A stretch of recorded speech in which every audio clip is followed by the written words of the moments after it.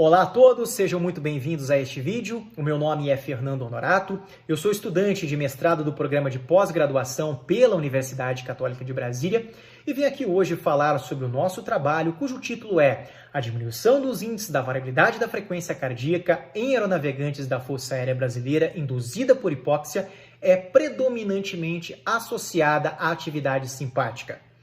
Eu inicio a minha explanação dizendo que diversas condições fisiológicas podem exercer influência na modulação autonômica cardíaca. Dentre elas, a hipóxia hipobárica causada pela elevação de altitude.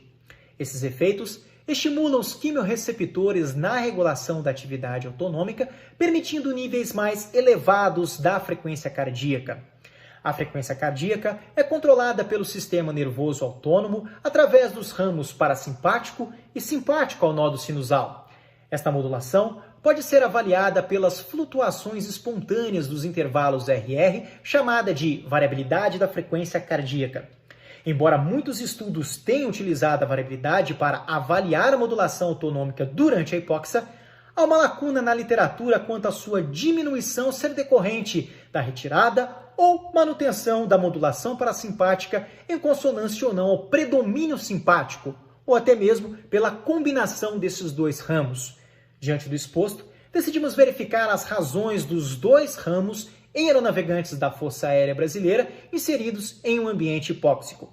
Para isto, decidimos recrutar 23 aeronavegantes, militares desta força singular, em treinamento fisiológico realizado no Instituto de Medicina Aeroespacial, localizado na cidade do Rio de Janeiro.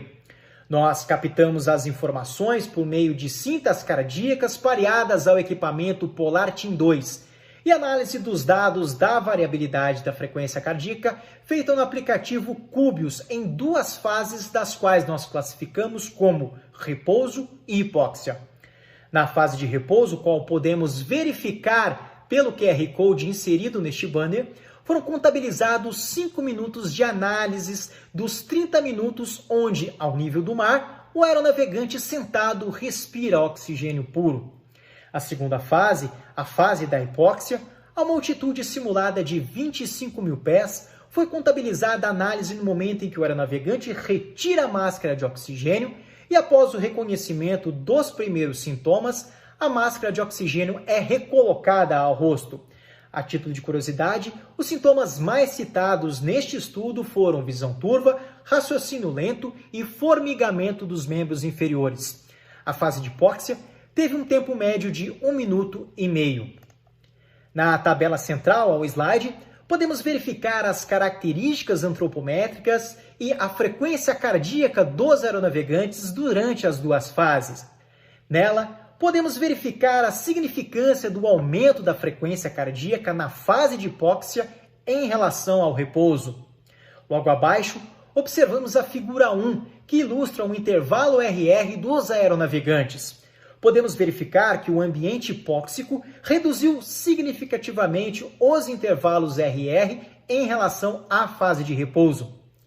Na figura de número 2, podemos verificar a razão entre o índice de frequência muito baixa, o qual reproduz o ramo simpático, e o RMSSD, que reproduz o ramo parasimpático. A figura ilustra que, durante o repouso, há a combinação consonante desses dois ramos, onde podemos verificar a razão próxima a 1. No entanto, durante a fase de hipóxia, esta razão se eleva significativamente, demonstrando a predominância do drive simpático e a inibição do drive vagal. Portanto, concluímos que o ambiente hipóxico hipobárico provocou o aumento da frequência cardíaca e a diminuição da variabilidade da frequência cardíaca dos aeronavegantes da Força Aérea Brasileira e que esta foi devido à predominância do drive simpático.